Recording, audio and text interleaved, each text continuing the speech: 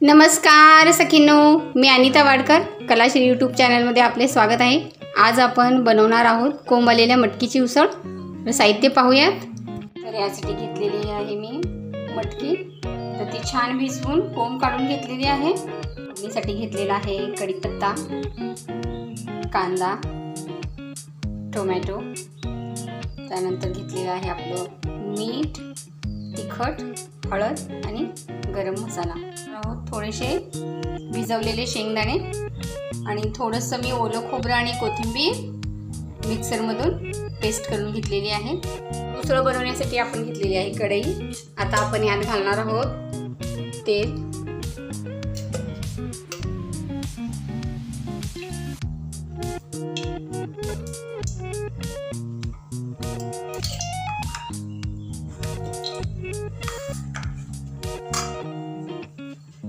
तेल गरम झालं की आता आपण टाकणार आहोत कढीपत्ता,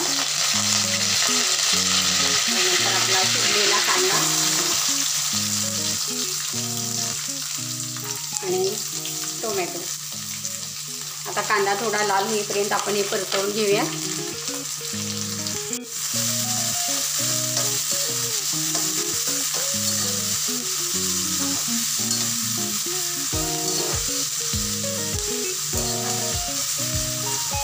कांदा थोडा लालसर होईपर्यंत आपण तो तेलात परतवून घेऊया। तर कांदा आता आपला छान तळलेला आहे। आता आपण यात टाकणार आहोत आपले भिजलेले शेंगदाणे आणि कोंब आलेली आपली मटकी।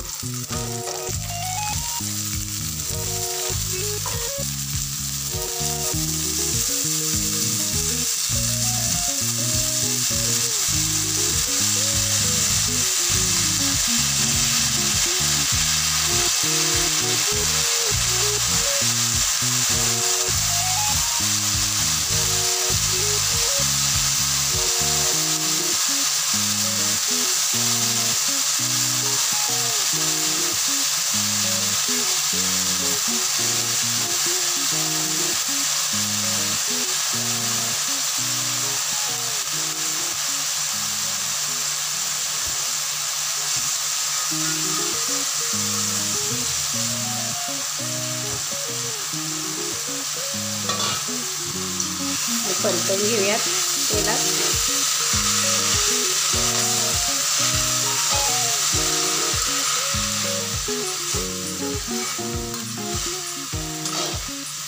तर कोणतंही कडधान्य हे कोंब काढून केलेली उसळ खूप चविष्ट होते आणि ती आपल्याला पौष्टिकही असते।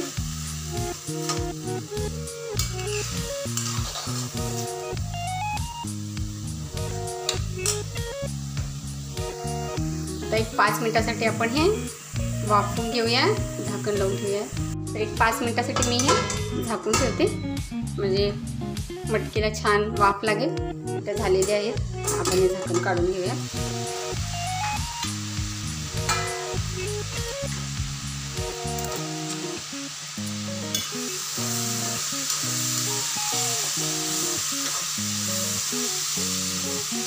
आता मी याच्यात टाकणार आहे आपली हळद, त्यानंतर लाल तिखट आणि मीठ,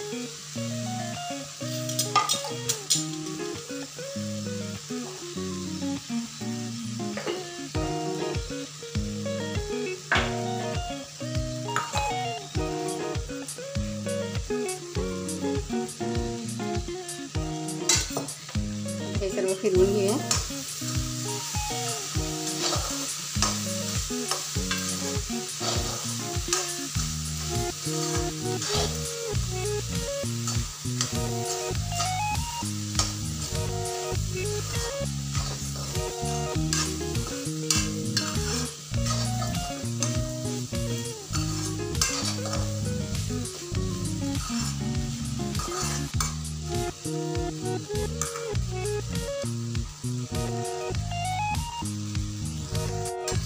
छान लाल रंग आलेला आहे।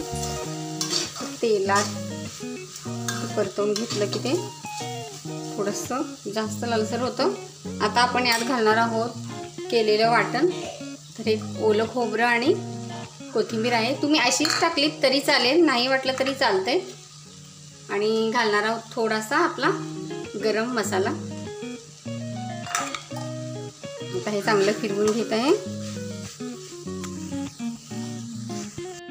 तर सगळे पदार्थ घालून झाल्यानंतर आपण याच्यात घालणार आहोत गरम पाणी.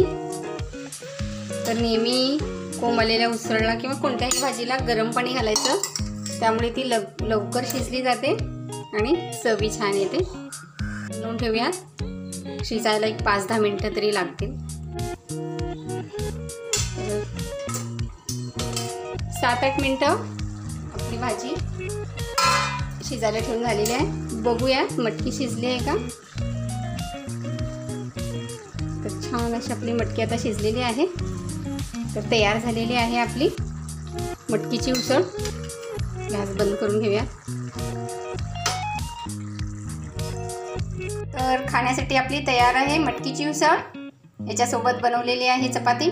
तर आजची आपली ही रेसिपी आपणास कशी वाटली कृपया कमेंट्समध्ये लिहून पाठवा. आणि आवडली असल्यास तर लाईक शेअर करायला विसरू नका. आणि कृपया नवीन असाल तर माझ्या चॅनलला सबस्क्राईब करा. धन्यवाद सगळ्यांनो.